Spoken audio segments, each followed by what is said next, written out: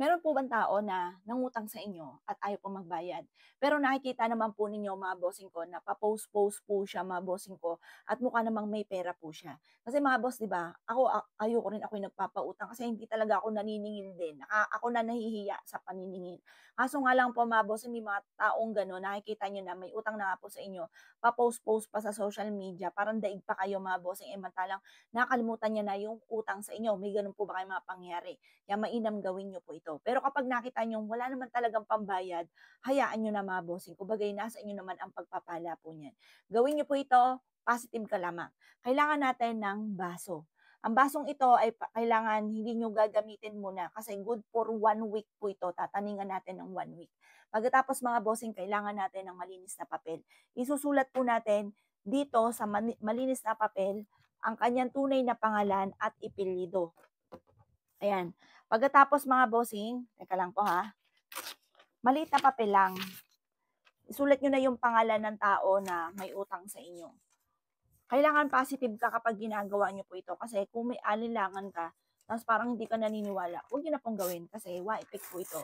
Lahat po yan, ultimo yung mga sinasabit yung pampaswerte sa loob ng bahay, tapos may alinlangan, ay baka sabihin nyo, ba't bibili? May ganun po may ganun talaga mga boss. Tinetesting lamang po, pero sa kalooban po nila, hindi sila naniniwala. Kaya ganun, wala naman sa pilitan, kailangan naniniwala ka kapag ginawa nyo po siya. Tupiin nyo po yan ng ganyan lang kalaki, pagtapos isulat nyo po dito ang pangalan ng may taong may pagkakautang sa inyo. Mainam, ang gagamitin natin ay pula. Yan. Or kaya lapis, pwede rin po yun. Sulat natin, halimbawa ay Sheila. Si Sheila. Kunyari, Sheila, yan, ayaw man eh. Sheila,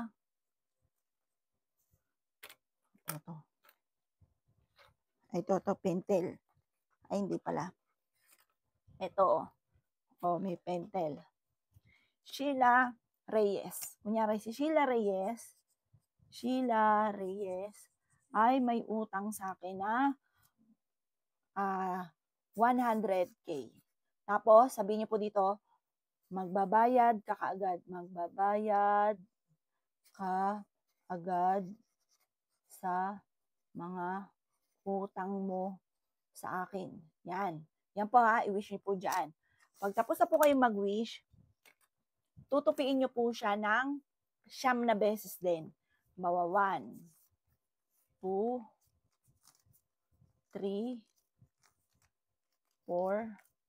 Pero habang ikaw pa mga bossing ko ay nagwi-wish, paulit-ulit mong sinasabi hanggang sa lumiit na po siya ng lumiit kahit ayaw po niyang ma-fold, ipo-fold niyo pa rin po siya. Yan, nalaglag.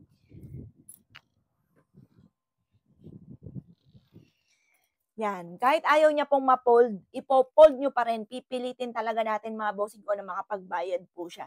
Kahit malit na ganyan, ipo-fold niyo siya. Mula sa puso, sabihin niyo po, magbabayad ka agad sa inyong mga pagkakautang. At pagkatapos mga bossing ko, ito yung baso natin. Ilagay niyo po siya dyan. Kailangan natin mga bossing ko ng 2 sile na pulang-pula. Kailangan natin ng 2 sile na pulang-pula mga bossing. At pagkatapos, ito yung palad ninyo, isusulat nyo dito ang pangalan ninyo. Halimbawa, Apple Pagyo, sulat nyo po dyan. Pagkatapos, ganyan ninyo siya. Pangalan po ninyo ha, kung sino may kung sinong inutangan. Halimbawa, kayo inutangan. Tapos, ilalagay nyo siya sa left, tapos, ito yung kanan ninyo. Ngayon, ganyan po siya, aalugin nyo po yan. Gagawin nyo po ito alas 5 ng hapon.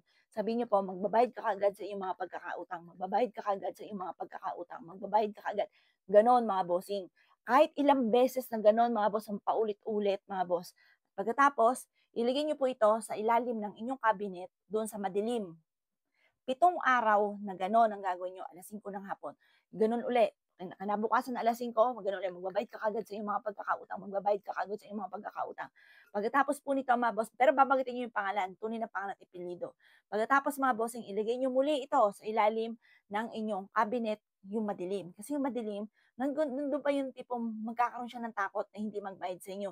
Maiisip ka niya. Yun ang dapat mga bossing. O mga boss gawin niyo po ito. Pero mga gumagawa ng ganito, sikreto lang. Once pinagsabi mo, madaldal ka, nagiging effect po ito. Or kaya yung taong itong umutang sa inyo na matigas ang mukha, ay may alam din, kokontrahin niya po 'yan. Kaya kailangan kung gagawa ka, sikreto niyo lamang po ito mga bossing. O paano, good luck po sa inyo po lahat.